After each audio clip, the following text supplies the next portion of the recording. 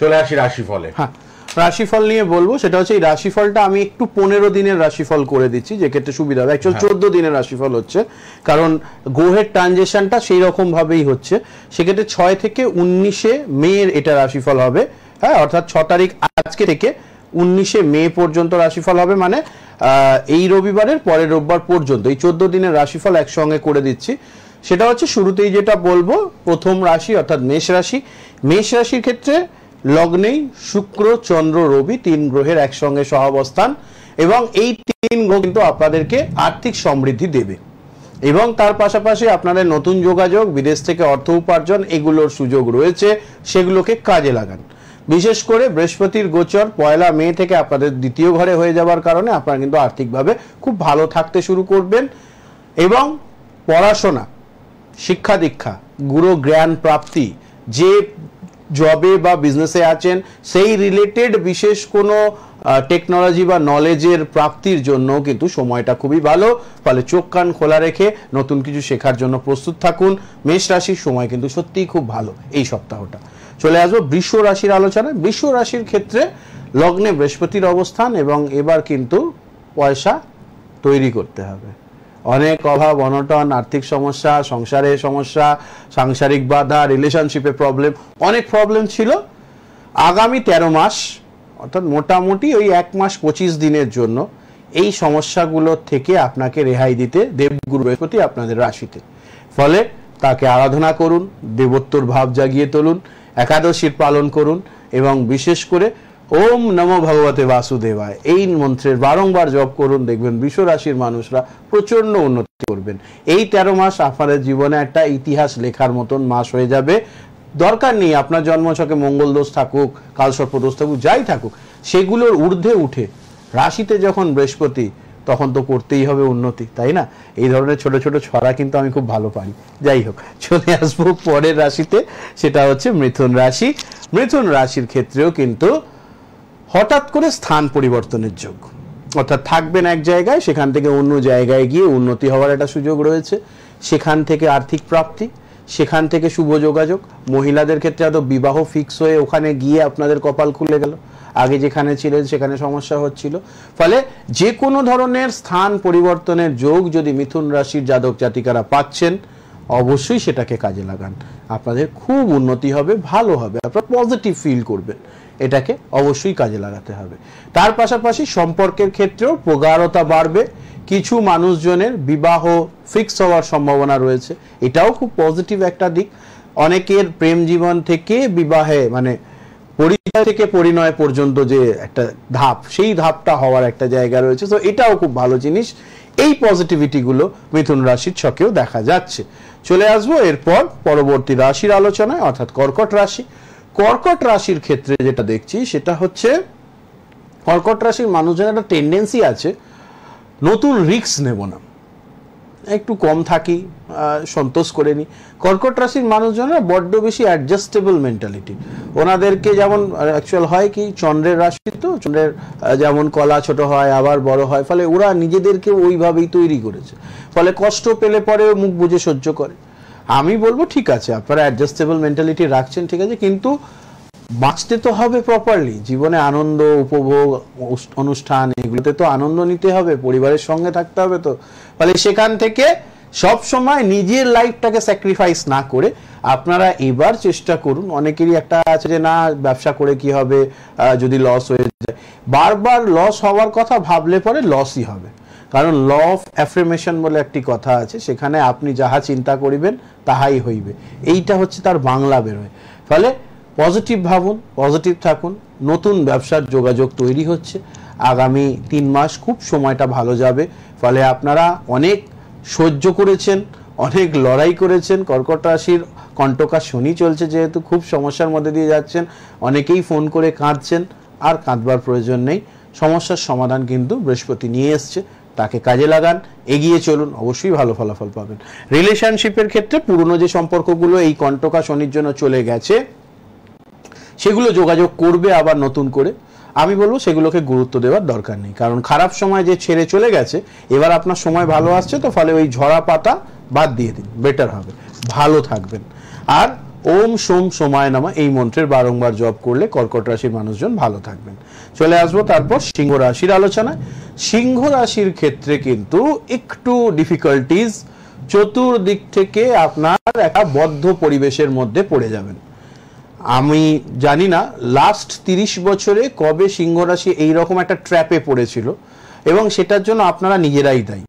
কারণ হয় না, ভগবান তো আর স্বয়ং এসে বলবে না ওরে তো সময় খারাপ যাবে, জ্যোতিষীকে দেখিয়ে নে, এটা হয় না।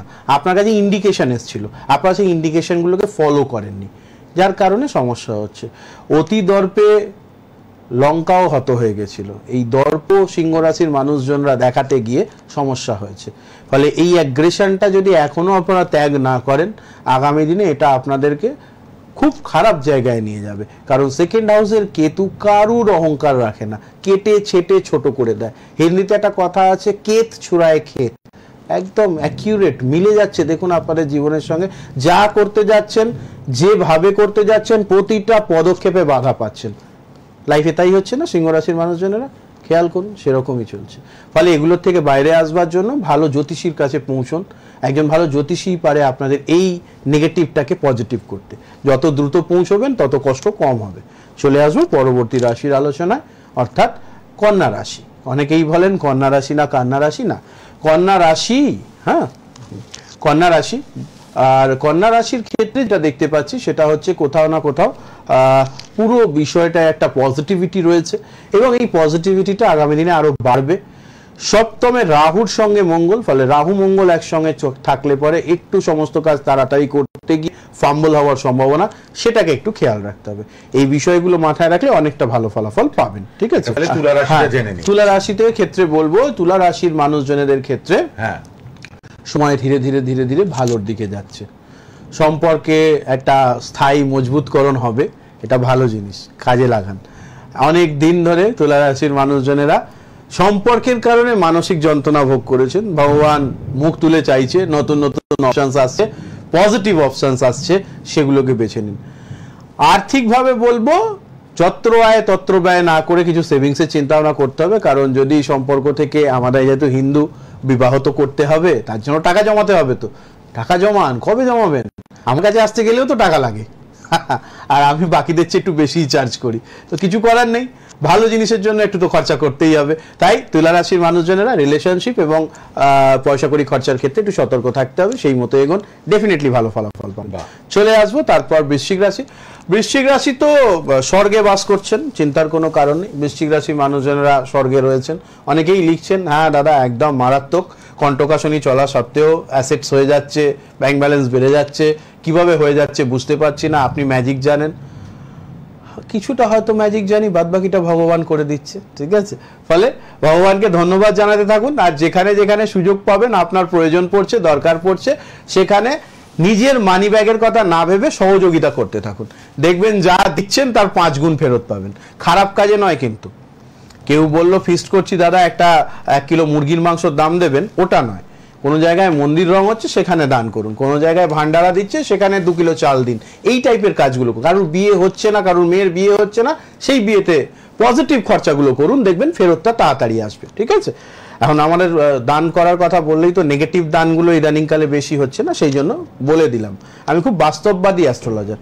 চলে আসবো তারপর আমাদের এখান থেকে ধনু রাশির ক্ষেত্রে আলোচনা করব। সুন্দরভাবে জানলাম। আচ্ছা, ধনু রাশির ক্ষেত্রে কিন্তু সময় ভালো, আর্থিক প্রাপ্তির যোগ, এবং তার পাশাপাশি নতুন জব বা নতুন বিজনেস শুরু করবার জন্য সময়টা ভালো। ফলে অনেকেই জিজ্ঞেস করছিলেন অক্ষয় তৃতীয়ায় খাতা পুজো করে শুরু করে দিন। অক্ষয় তৃতীয়ায় খাতাটা পুজো করুন, কি ব্যবসা করবেন সেটা লিখুন, হয়তো ব্যবসার নামও ভেবে উঠতে পারেননি, খাতাটা পুজো করুন, দেখবেন সব তারপর ভগবান যোগাযোগ করিয়ে দিচ্ছে। গণেশজির এটা কৃপা, ফলে সেইটাকে কাজে লাগান। চলে আসবো এরপর মকর রাশির আলোচনা। মকর রাশির স্বাস্থ্য উদ্ধার হয়েছে, মানসিক চাপ কমেছে, সন্তান সন্ততি নিয়ে ভালো জীবনযাপন করছেন। এবার বলবো একটু স্টাবন মেন্টালিটিটা ত্যাগ করতে হবে। কারণ মকর আর কুম্ভর মূল সমস্যা হচ্ছে এরা বড্ড না প্রাচীনপন্থী। এত প্রাচীনপন্থী বা এত স্টাবন মেন্টালিটি হলে চলে না। স্টাবন মানে হিন্দিতে বলে সাংকি, মানে হচ্ছে যে ওই একরোখা জেদি প্রকৃতির, আমি আপগ্রেড হব না। ওটা দুনিয়া আপগ্রেড হয়ে গেছে, আপনাকেও হতে হবে, আপনাদেরকেও হতে হবে। কুম্ভ রাশি মকর রাশির কম বেশি একই ভাইব থাকছে তো ইদানিং কালে, সেই জন্য একসঙ্গে মিলিয়ে বললাম। কুম্ভ রাশির ক্ষেত্রে এক্সট্রা যেটা বলবো, ফলে মকর রাশির হেলথ ভালো, আর্থিক প্রাপ্তি এবং পারিবারিক জীবন ভালো যাবে। আচ্ছা, শনি রাশিতে রয়েছে, এবার কিন্তু এই একটা বছর আপনাদেরকে খুব ভালো করে ভরে দেবে, ফলে পাত্রটা বড় করুন যাতে আপনি দান দিলে পরে নিতে পারেন, ফলে সেই মতো ছড়ান, বসে যাবেন না, হেলথের নজর রাখুন, একটু পেটের কমপ্লেন, বমি বমি ভাব, মাথা ঘুরে যাওয়া, এই ধরনের প্রবলেম হতে পারে, সেগুলোর জন্য ডাক্তারের সঙ্গে পরামর্শ করবেন। আর পরিশ্রম করতে থাকুন, যত এই সময় পরিশ্রম করবেন দেখবেন সেকেন্ড ফেজের পর থার্ড ফেজে গিয়ে এই যে বীজগুলো এখন পুঁতছেন তার ফেরতটা আসা শুরু হবে। Last but not the least, মীন রাশি। যত কাণ্ড মিনে, আমি একটা ছোট্ট করে ভিডিও করেছিলাম, জানি না কবে আপলোড হবে, হয়তো আজ রাত্রিরে আপলোড হয়ে যাবে। বুধ মঙ্গল রাহু 3 গ্রহ একসঙ্গে, ফলে এখানে মঙ্গল রাহু একসঙ্গে থাকবার কারণে অযাচিত ঝামেলা, অশান্তি, মানুষের সঙ্গে ঝগড়া হয়ে যাচ্ছে, সেগুলোকে একটু কন্ট্রোল করতে হবে। কারণ রাহু যেখানে বসে সেখানেই ছটপট করায়, এই যে বলে পায়ের তলায় সর্ষে আছে, ঘোড়ার খুর পায়ের তলায় রয়েছে, রাহু কিছুটা সেরকম। ফলে তাড়াহুড়ো করলে পরেই কিন্তু কি হবে, কাজ ঠিকঠাক হবে না, সময় হবে, দেরি হবে, লেট হবে। ফলে এইগুলো একটুখানি খেয়াল রাখলে পরে মীন রাশির মানুষজনের জন্য এই সময়টা ভালো যাবে। এছাড়া যে বিষয়টা বলবো সেটা হচ্ছে বুধের সঙ্গে রাহুর কম্বিনেশন কিন্তু মীন রাশির ক্ষেত্রে একটু স্পেকুলেশন তৈরি করবে। দেখবেন মানে যেগুলো আইন নিষিদ্ধ কাজ সেগুলোর অফার আসবে, সেগুলো একদম গ্রহণ করবেন না, সেক্ষেত্রে কিন্তু হাজতবাস অবধি হতে পারে মীন রাশির জাতক জাতিকারা। 12 রাশির জন্য 6 থেকে 19 মে পর্যন্ত যে টোটকা করলে সবচেয়ে ভালো থাকবেন সেটা হচ্ছে ওম গং গণপতায় নমঃ, ওম নমঃ ভগবতে বাসুদেবায় এবং ওম নমঃ শিবায় এবং জয় মা দুর্গা। এই 4 মন্ত্রের বারংবার জপ করুন, ডেফিনেটলি ভালো ফলাফল পাবেন। সকলে ভালো থাকুন, সুস্থ থাকুন।